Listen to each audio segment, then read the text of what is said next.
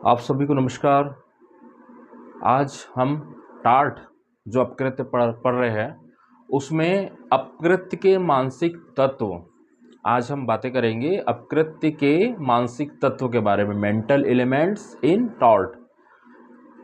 इसमें 4 प्रकार के एलिमेंट्स बताए गए हैं, मानसिक तत्व आपके। फर्स्ट है आपका हेतु, मोटिव।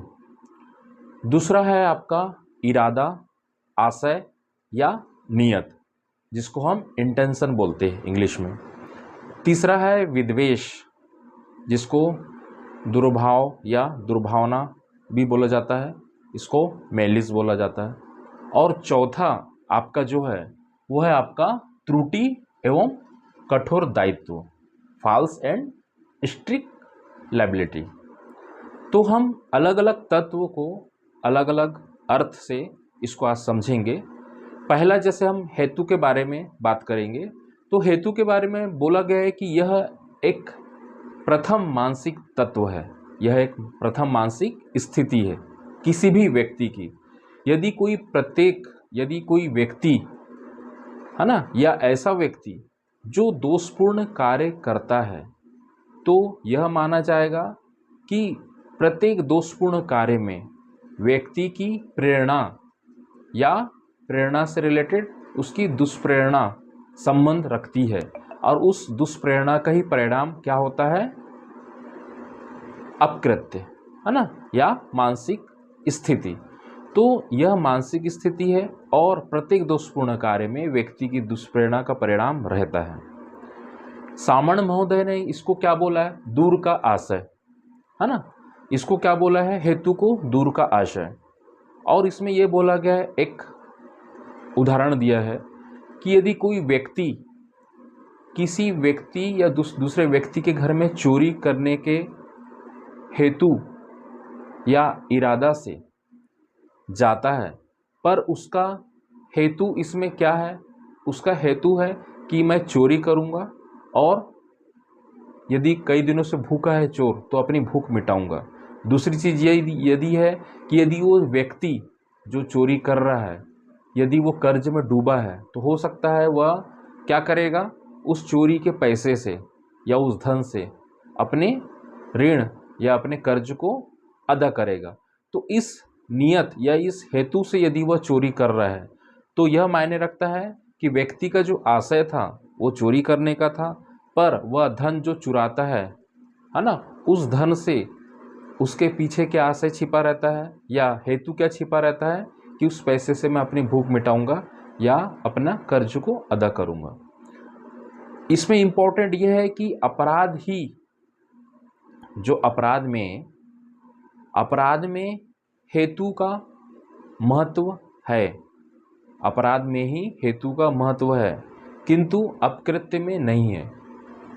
यदि व्यक्ति अपराध करता है, चोरी करता है, तो उसमें हेतु का महत्व है, किंतु अपकृत्य के दायित्व में जो है इसमें हेतु इंपॉर्टेंट या महत्व नहीं रखता। इसमें और एक प्रकार बताया गया है कि अपकृत्य के निर्धारण में यदि टार्ट का हम वैल्यूएशन या मूल्यांकन करें, निर्धारण करें, तो यह पाया जाता है कि अपकृत्य के निर्धारण में कार्य की प्रकृति देखी जाती है, न कि हेतु को। अपकृत्य के निर्धारण में उस व्यक्ति के, है ना, क्या है? कार्य, कृत्य, एक्ट की नेचर को देखा जाता है, न कि हेतु को। तो यह रहा आपका हेतु। इससे रिलेटेड जो वाद है, महत्वपूर्ण वाद, वह है आपका एलन वर्सेस फ्लड। इसने हाउस ऑफ लॉर्ड्स ने डिसाइड किया था। निर्णय में यह कहा गया था कि अपकृत्य विधि में हेतु का विसंगत, रिलेवेंट, है ना, है। निर्णय में लॉर्ड वाटसन महोदय ने कहा है कि किसी भी सिविल दोष की उत्पत्ति के संदर्भ में इंग्लैंड का कानून हेतु को कोई स्थान नहीं देता। जो ब्रिटेन का जो कानून था, जो इंग्लैंड का कानून था, वो हेतु को कोई स्थान नहीं देता। इस केस में बताया है यह अपराध में महत्वपूर्ण स्थान रखता है। और जो मैं पहले बता चुका था कि जो आपका अपराध में ही हेतु महत्व रखता है, अपकृत्य में इसका स्थान नहीं है। तो इसी केस में डिसाइड हुआ था एलन वर्सेस फ्लड, है ना। ये 1898 का बात था और इसमें जो निर्णय दिए थे वह लॉर्ड वाटसन ने, क्योंकि हाउस ऑफ लॉर्ड्स का मामला था, इसी कारण इसमें जो लॉर्ड थे वो वाटसन थे। इससे संबंधित जो mayor of Bradford corporation versus pickles का ही मामला था 1895, ये भी हेतु से ही रिलेटेड था, है ना। आगे हम दूसरे तत्व की बात करें, इरादा, नियत या इंटेंशन, और इसको हम आशय भी बोलते हैं। तो इसमें ये बोला गया है कि सामण महोदय ने इसमें भी अपना डेफिनेशन या परिभाषित किया है आशय को। इसमें बोला गया है कि जिस उद्देश्य से कार्य किया जाता है उसे आशय कहा जाता है।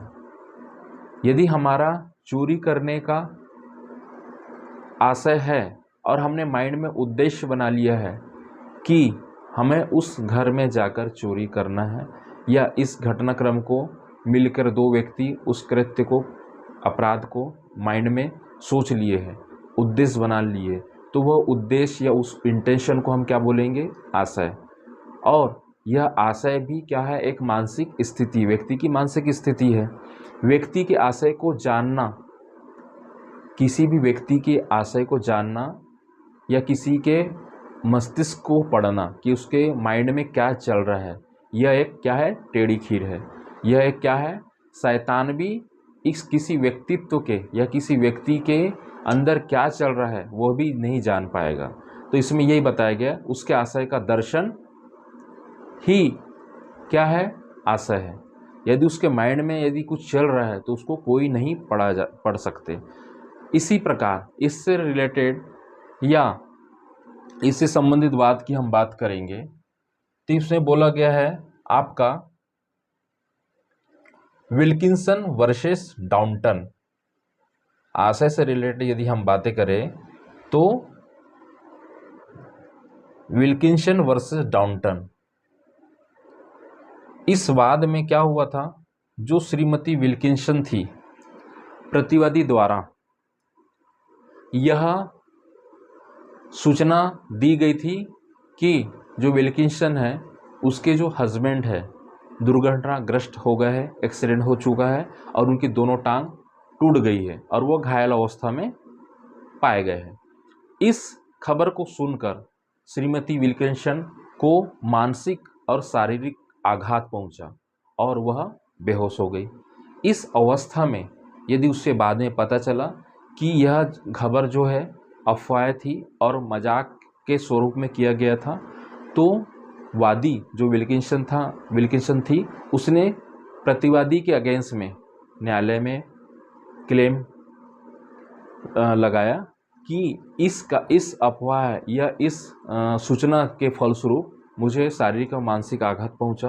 तो इसमें यह बोला गया कि श्रीमती विल्किंसन को प्रतिवादी द्वारा मिथ्या सूचना देकर जो मजाककारित किया गया था, उसके फलस्वरूप पति की दुर्घटनाग्रस्त खबर को फैलाया गया था। इसके परिणाम स्वरूप जो है वादी के द्वारा दावा आपत्ति की गई थी और नुकसानी के लिए प्रतिवादी को दायी ठहराया गया इस केस में। इसी प्रकार हम तीसरे